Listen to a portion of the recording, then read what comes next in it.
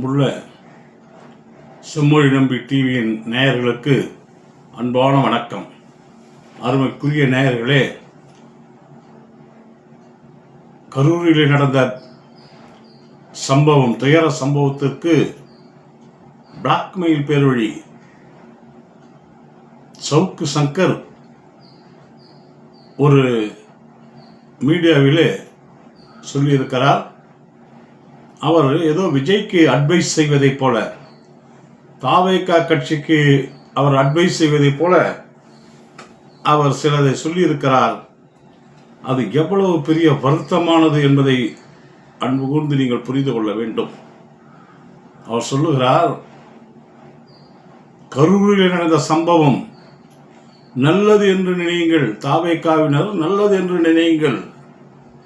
அவருடைய எண்ணங்களை பார்த்தீர்களா? அடுத்தது சொல்லுகிறார், ஏன் நல்லது என்று நினைக்கிறார் என்றால், அப்படிய சம்பவம் நடைபெறாமல் இருந்திருந்தால் அதை உண்மை என்று நம்பி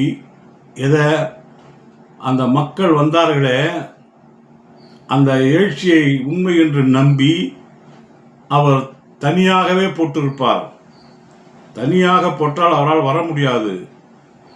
ஆகவே இப்படி ஒரு சம்பவம் நடந்ததால் கரூரிலே இப்பொழுது அவர் முன்னெச்சரிக்கையாக இருப்பார். இப்பொழுது யாரிடமாவது கூட்டணி போட்டு அவர் நிற்பார், வெல்வார் என்று அவர் சொல்லியிருக்கிறார். அருமைக்குரிய நேயர்களே, எவ்வளவு பெரிய சம்பவம் நடந்து விட்டது என்று கரூர் மட்டும் வருத்தப்படவில்லை, அந்த மாவட்டம் மட்டும் வருத்தப்படவில்லை. தமிழகத்திலே மூளை முடுக்கெல்லாம் இருக்கின்ற மக்கள், மனிதாபிமான்கள், குடும்பத்தை சார்ந்தவர்கள், பெண்கள் துயரப்பட்டார்கள், துன்பப்பட்டார்கள், துக்கப்படுத்தார்கள், துவண்டு விழுந்தார்கள். அப்படிய சம்பவம் நடந்துவிட்டதே.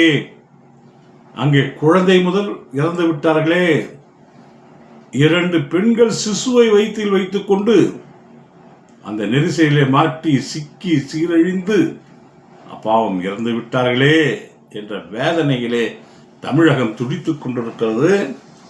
ஆனால் இந்த சவுக்கு சங்கர் கரூரில் நடந்த சம்பவம் நல்லது என்று நினைவுகள் என்று அந்த தாவேகாவினருக்கு ஆலோசனை வழங்கி கொண்டிருக்கிறார். ஒரு சாடிஸ் மனப்பான்மை கொண்டவர் அவர். இப்படிதான், யாரை பற்றியும் கவலைப்பட மாட்டார்.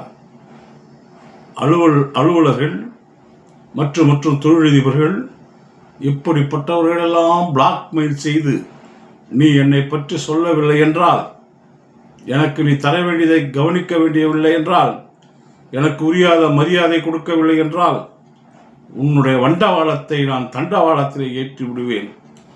என்னுடைய மீடியாவிலே எவ்வளவு வியூவர்ஸ் இருக்கிறார்கள் தெரியுமா?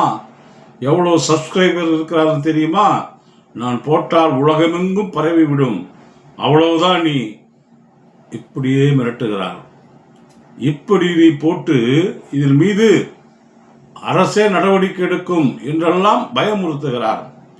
ஒரு அரசு அதிகாரியை திடீரென்று இப்படி போட்டால், கண்ணாபண்ணா என்று போட்டால், அவன் பயப்படுவானா? பயப்பட மாட்டானா?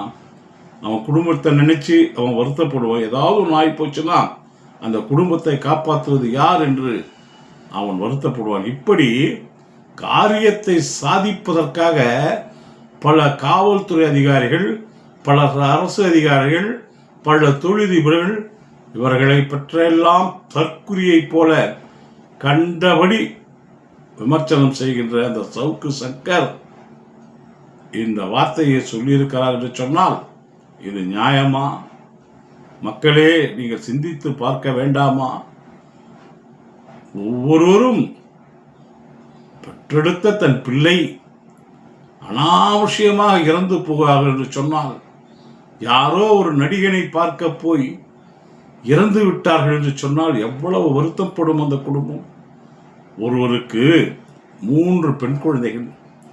அந்த 3 பெண் குழந்தைகளை கூட்டிக் கொண்டு அவர் செல்லுகிறார். சென்ற இடத்திலே 2 குழந்தைகள் இறந்து போய்விட்டது, ஒரு குழந்தை தப்பித்து விட்டது. அதே போல இன்னொரு குடும்பத்திலே தாயார் இறந்து விட்டார், கூட அந்த குழந்தையும் இறந்து விட்டது. ஒரு இடத்திலே ஒரு சின்ன பையன் இறந்து விட்டான், அவங்க அம்மா தப்பித்து விட்டார். பாவம். இதையெல்லாம் பார்க்கின்ற பொழுது மனசு எவ்வளவு பதைபதைத்தது.